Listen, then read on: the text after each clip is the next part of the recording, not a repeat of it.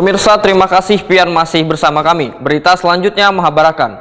Panitia khusus DPRD Banjarmasin bersama instansi terkait di lingkup pemerintah Kota Banjarmasin terus melakukan pembahasan Raperda Retribusi Perpanjangan Tenaga Kerja Asing di ruang Komisi 1 jelang tengah hari, Rabu 31 Agustus 2022. Dalam Raperda tertuang adanya sanksi bagi warga negara asing di Banjarmasin yang telat membayar retribusi.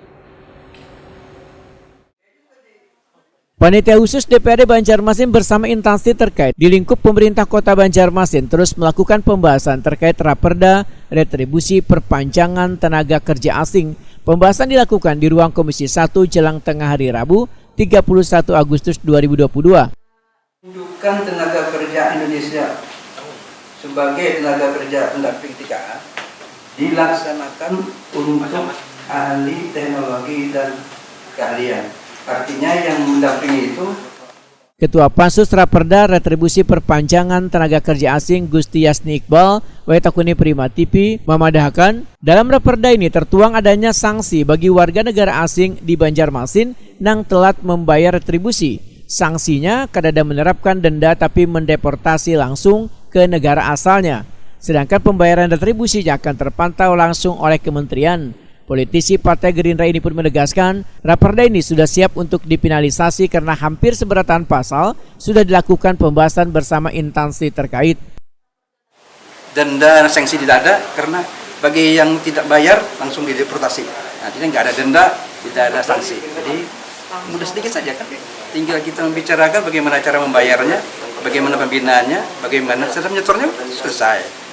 Jadi minggu depan 10 hari yang akan datang sudah finalisasi.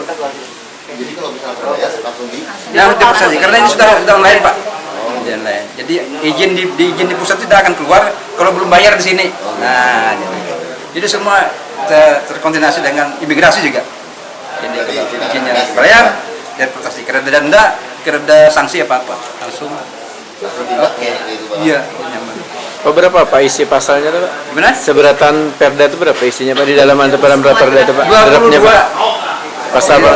22. Karena kan ada beberapa hal-hal yang perlu disampaikan, pembinaannya, pengawasannya di mana. Sementara itu Kabid Pembinaan Pelatihan Penempatan Tenaga Kerja Banjarmasin Sri Rusnani memadahkan setiap tenaga kerja asing yang masuk diwajibkan melaporkan melalui aplikasi yang terpusat dengan Kementerian Dalam Negeri. Menurut Sri Rusnani, di Banjarmasin ada kantor yang mempekerjakan tenaga kerja asing sehingga pemerintah daerah berhak membayarkan retribusinya ke pusat. Sedangkan retribusinya per tahun sekitar $100 untuk 7 orang TKA. Sri Rusnani memadahkan, walaupun pengawasan tenaga kerja asing ini adalah ranahnya provinsi, namun instansi terkait di Banjarmasin pun tetap turut memantau keberadaan mereka. Karena kita di kota Banjarmasin khususnya Pak, karena pengawasan tenaga kerja itu adanya di provinsi Pak. Jadi kota ini kayak kurang taring kalau bahasanya tuh. Kita tidak punya kewenangan khusus untuk melakukan sidak ke perusahaan-perusahaan. Karena kewenangan pengawasan tenaga kerja itu ranahnya provinsi.